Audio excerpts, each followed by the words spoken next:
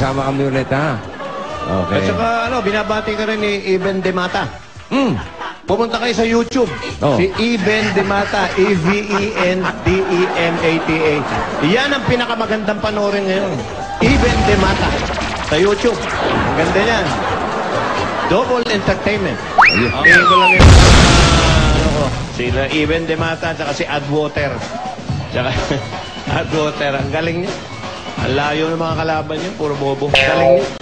Ang layo ng mga kalaban niya, puro bobo, puro bobo, puro bobo, puro bobo, bobo, bobo, bobo, bobo. Okay.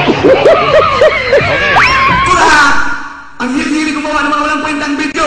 Nagkokomento pa ng sa topic. Tain nyo!